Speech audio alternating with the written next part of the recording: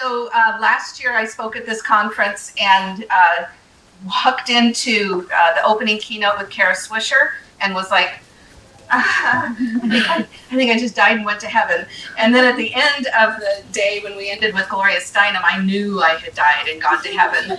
And so I told Deanna and Artie, I said, I don't care if I ever get to speak here again. I am never going to miss this conference. So you all are stuck with me. So obviously, I'm super happy to be here. Really happy to be among this amazing group of strong, resilient women. So what I'm going to be sharing with you today is nothing new to you. How about that?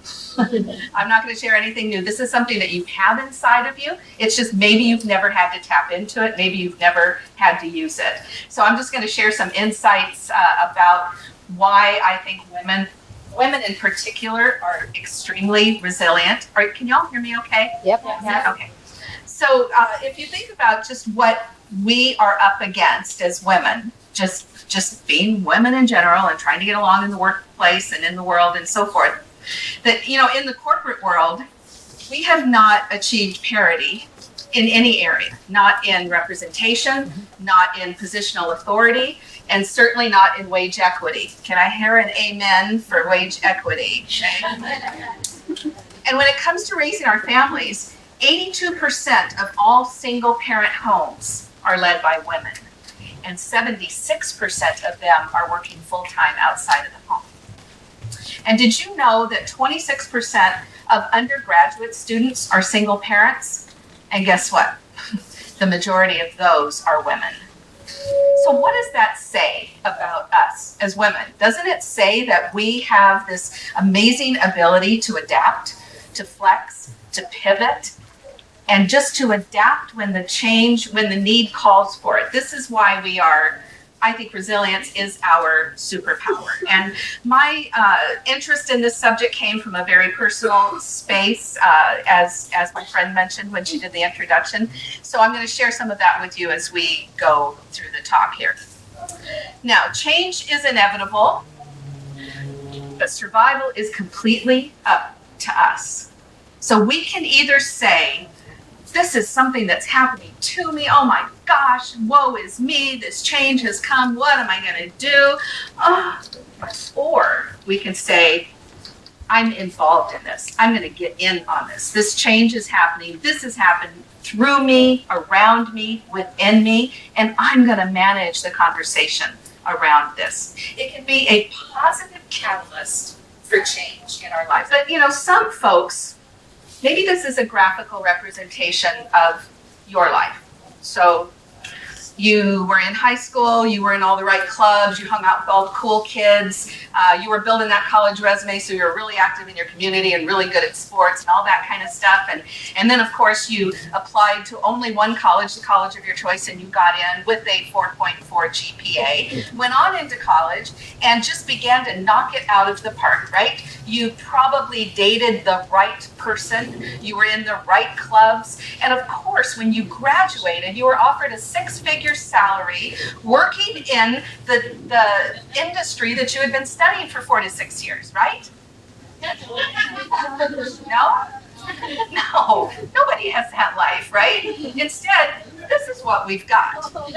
This is a representation of my life. It's a depiction of fits and starts, of plan A turning into plan B, C, D, E, F, G, what have you. And so what does that tell us? It says it's okay. This is normal. That other picture, not so normal. And anyone who tells you that, they're lying, and just call them on it, because this is reality. And this is why we are so good at adapting and changing and just going with the flow. Now, life is what happens when we're busy making other plans. You should write that down in your notebook, because never were truer words spoken. My mom used to say this to me. So life is what happens when we're busy making other plans. I am firmly convinced that the universe has a really wicked sense of humor. And just about the time we think we have it all figured out, it comes along, slaps you up along the head and says, I've got another path for you. So what do we do when that happens? Well, that's when we find that resilience factor. Dig deep, we find it, it's there. We just need to dust it off and begin to exercise it. So I said that this kind of stemmed from a personal experience that I had. So I had the not so unique experience of having a long-term marriage end abruptly and suddenly. And literally overnight, I went from being a married woman with a home, with a mountain of debt, with 3 kids, and a place, a standing in my community, to being a shell-shocked single woman, no home, still had all the debt, and I still had the 3 kids, but I no longer had an identity. I didn't know who I was without a marriage. I didn't know who I was outside of being somebody's wife or somebody's mom in this little community that I had built around myself. So faced with the necessity of raising these 3 kids on my own, I figured that I had to get resilient really fast. I had to dig deep and learn how to move forward through this and make it my own. And so that led to my work as a coach and author and a speaker. And I like to work with folks about change, all kinds of change. You know, there's personal change, there's organizational change. It's all personal, right? I was talking to Carmen during lunch, and it was like, if you happen to be that little tiny percentile that got outsized or downsized or right-sized in your company, it matters to you, right?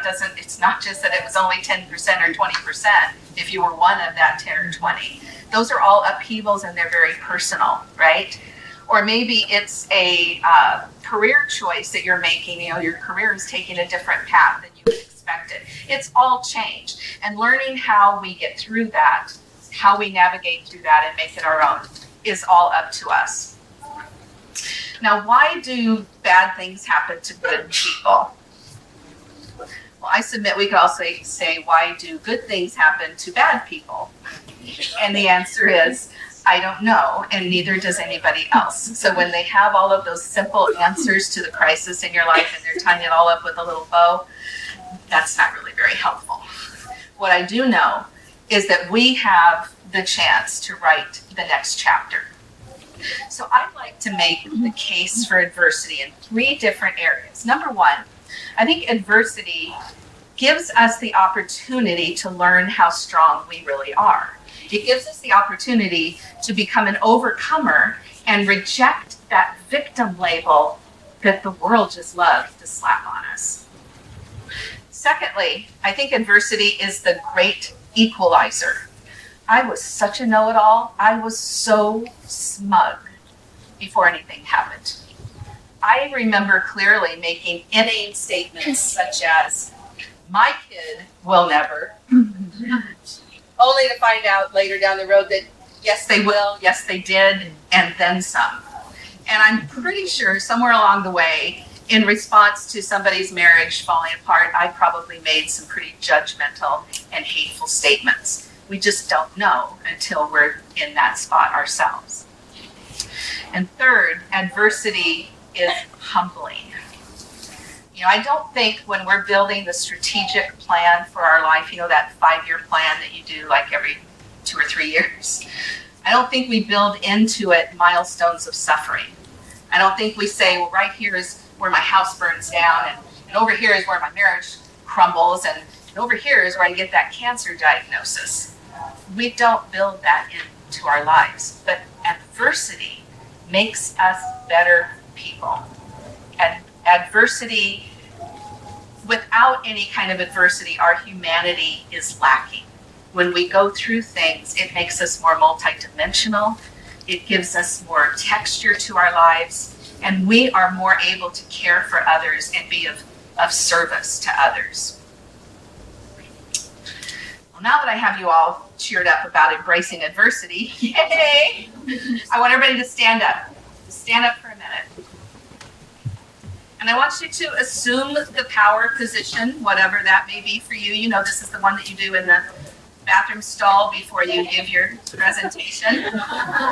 And repeat after me. I'm made for this. I'm made for this. I can respond and not react. I can respond and not react. It's my story. I'll write the ending. It's my story. I'll write the ending. Woohoo! Give yourself a hand. Everybody happy now? Pulled you out of this? Okay. So sometimes women will say to me, I'm trying to watch my clock on here. Sometimes women will say to me, I don't feel like I'm very resilient. To which I say, yes, you are. You just don't know it. You just don't know it yet. It is inside of all of us. We're made for this. So stand in your natural power and believe that you are. Who do you think handles change better, men or women? Women. Yeah. So women handle change differently, which usually looks better. So at the risk of overgeneralization, when there's a change that impacts a group, like it's your community or it's your department or maybe your family, we tend to pull more people together, right? We solicit the input of other people and get others' ideas about it and go about it in a more collaborative way, right? And we're likely to not be quite so married to what we think the ultimate solution should be. And then what about a personal change? Like, let's say you decided to make a completely diversion in the way that you eat or the way that you exercise, right? That's not ever going to happen to me, but let's say that was something you wanted to do. We reach out to people and we say, hey, you did that before. You started doing TRX or you started eating vegan or whatever. How did you do it? What were some of the ins and outs of that? And then despite all of the stereotypes about hysterical and emotional women, who do you think handles a breakup better? We might be a little bit more out there with our emotions at the beginning, but we get down to the business of healing a lot quicker. And men are twice as likely to remarry following a divorce and to do so quickly. So I think that the fact we've been kind of historically engineered or thought of as being the caretakers of our homes and the caretakers of our communities, I think maybe that's where this stems from, is that when something needs to get done, the resilient woman is the one that's going to find the way to get it done. Now, resilient women know it's in their power to respond and not react. So what's the difference between the two? Reacting is instinctual. It's a gut instinct. It's kind of a knee-jerk reaction. And most of the time we react without thinking, based on our fear or our insecurity, and it's not likely to be the best reaction, right? Do you agree with me? Anyone here ever quit a job over principle only to walk out and go, oh crap, what did I just do? Whereas responding, on the other hand, is taking a pause and saying, wait a minute, let's step back from this. Let's step back and view this holistically. It's not easy to do, but fortunately, we've had a lot of opportunity to practice, and we have a lot of opportunities to practice it in the future, so we will get this done. But there's a few steps that I think you can take that are helpful. One is separate logic from emotion. Where is this desire to react coming from? Is it coming from some deep-seated internal programming that I'm just relying on? Secondly, put the situation in context. Our fear of the unknown can sometimes make something just really big, and we can overblow it in our minds. So think for a second, is it just possible I'm overreacting? And give yourself that second to rethink the situation. And a third, and this is really important, remember that you always have a choice. You always have a choice. Sometimes the unexpected can appear to demand an immediate action, but don't let your anger, your fear, your insecurity bully you into thinking that you don't have any choice. Because what is it about choice? Every choice has a consequence, right? If you take that minute, that pause to rethink, what is this going to look like 3, 4, 5 steps down the road? Then we can make a better decision based on what's good for us, what's good for our family, what's good for the community, and so forth. Taking that time, taking that pause, can open up the door to possibility that you'll never see, ever, if you react in the heat of the moment. Now, controlling the outcome of our story is every bit as much about managing ourselves as it is managing those that are around us, those that we let inside our inner circle. Now, we all have that voice in the head, and if you're saying to yourself, what's the voice in the head? What is she talking about? I don't know what she means. That's the voice in the head. And I don't know about you, but the voice in my head is very seldom telling me good stuff. It's not usually saying, God, Pattie, you're a rock star, and you're killing it, everybody loves you. No, it's usually telling me a lot of lies. So you can't necessarily turn off the voice in the head because it's there, it's automatic. We were born with it, evidently, or we got it from our moms. I don't know. But it's there.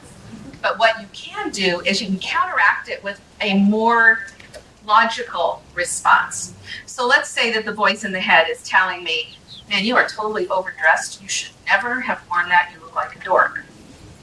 A more logical response would be, you know, there's 1,000 women here. Nobody is looking at you. Get over yourself. So just respond with something that's more rational. But a key to controlling, or one of the keys to controlling our self-image, is really managing those people that are around us, the people that we associate with. Because a cruel judgment from somebody who means a lot to us can scar you for life. Or someone with a stronger personality than you who wants to imprint on you their agenda for your life can derail everything that you're trying to do. We need to surround ourselves with people who have our best interests at heart. Aren't those the people you want to hang with? Are the people that you have their best interest at heart? So there's no room for us to have those victimizers in our life, those people that, for whatever reason, they just love to make you the victim and you have become their latest project. We don't need that in our life. So control what's going on inside your head and control what's going on outside of it. Because it's your story. And just because it veered off from your plan doesn't mean you don't get to write the ending. So here's a final tip, ladies. View your circumstance as a lesson. It's a point in time. It's a dot on the continuum of your life. It's not a life sentence. You're not being punished for some past transgression. To me, it's really helpful to think about the big picture and maintain that continuum metaphor in your mind. You know, we all know that hindsight is 20/20, right? We all know what we should have done. We all know what everybody else should have done because hindsight's 20/20. But I like to employ something that I call 20/20 vision. I've had this tactic for most of my adult life. I can't remember a time I didn't do this. But when I was feeling overwhelmed and didn't know what I was going to do, I would say to myself, this time next week, this will all be over. Or this time next month, this will just be a memory. So put yourself in that future and then look back with 20/20 vision and say, this is what I want that outcome to look like. This is the outcome that I am going to project. As I journey through life, I find that the more I learn, the less I know. It's all about moving it from here to here. It's experience that moves it from your head to your heart. Nobody can argue with our experience, right? Advice from somebody who's never gone through anything is pretty empty, right? It's just theory. I know, I believe, I know within my knower of knowers, that's something else my mom used to say, within my knower of knowers, is that adversity makes us better people. The power comes from our experience, and it is completely within our power to say, my experience does not derail me, but rather it propels me forward to the future. You think I won't survive this? You just watch me. The resilience factor is our superpower. Thank you.